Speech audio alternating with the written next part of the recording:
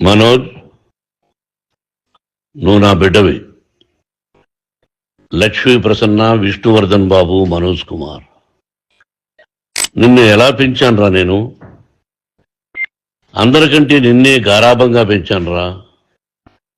నీకే ఎక్కువ ఖర్చు పెట్టి చదివించాలని ప్రయత్నం చేశానురా. నువ్వు ఏది అడిగినా నేను నీకు ఇచ్చానురా.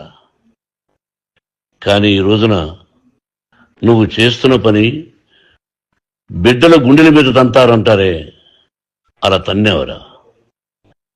మనసు ఆవేదనతో కింగిపోతుందిరా. నేను మీ అమ్మ ఏడ్చుకుంటున్నావురా. జర్నలిజం ఉన్నది లేనిది, లేనిది ఉన్నట్టు రాస్తున్నారా. నువ్వు నన్ను కొట్టడం ఏంట్రా? నా బిడ్డ నన్ను తాకలా. ఇద్దరం ఘర్షణ పడ్డాం కొన్ని కారణాల వల్ల. ప్రతి ఫ్యామిలీలోనూ ఉంటాయిరా ఇవి.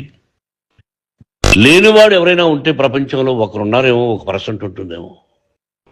అటువంటి వాళ్ళ ఇంటికి వెళ్ళి కాళ్ళు గడిగి నిద్ర పూసుకోవచ్చు. భారత భాగవత రామాయణాలు చూశావు కదరా. ఏమిటిది? మీ అమ్మ ఎంత కుమిరిపోతుంది ఈ రోజున హాస్పిటల్ చేరింది. నీ వల్ల హాస్పిటల్ చేరుతాను. చూడు మనోజ్, నీకన్నీ ఇచ్చినా ఈ రోజున నువ్వు నా గుండెల మీద తనడమే కాకుండా అపకీర్తి తీసుకొచ్చావు. ఏదేదో రాశావు, ఏదేదో చెప్తున్నావు. కొంతమంది జర్నలిస్టులు ఉన్నది లేనిది, లేనిది ఉన్నట్టు రాసేవాళ్ళ తత్వం వాళ్ళకి. ఎందుకంటే టీఆర్పీ పెరగాలి. ఇది వాళ్ళ నైజం. మనం మార్చలేము.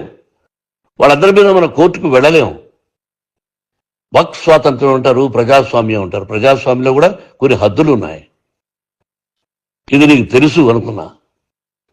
ఎంత మంచి నటుడివి నువ్వు. నీ భార్య మాటలు విని తాగుడికి అలవాటు పడిపోయావు. వింటున్నావా మనోజ్? ఎవరిని నమ్మాలో ఎవరిని నమ్మకూడదో పరిస్థితి తీసుకొచ్చావు. విద్యాలయాలు ఎంత గొప్పవిరా. మనం 25% కులమతాలకు అతీతంగా ఫ్రీ ఎడ్యుకేషన్ ఇస్తున్నాంరా. క్యాస్ట్ అనేది తీసేశాను రా 92లో ప్రాస్పెక్ట్స్లో. నువ్వు చదువుకున్నావురా. అక్కడ చదువుకున్న బిడ్డలు IAS, IPS అయ్యారురా. ఎంతో మంది గొప్పవాళ్ళు అయ్యారురా. నువ్వు నటుడిగా ఎంతో గొప్పవాడివి.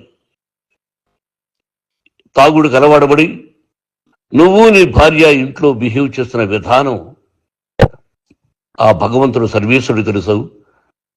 భగవంతుడు చూస్తున్నాడు రా. నేను తప్పు చేసినా, నువ్వు తప్పు చేసినా, ఎవరు తప్పు చేసినా. ఎంత అవకాశం ఇచ్చావు మాట్లాడుకునేదానికి అందరికీ. ఇన్ని సంవత్సరాలు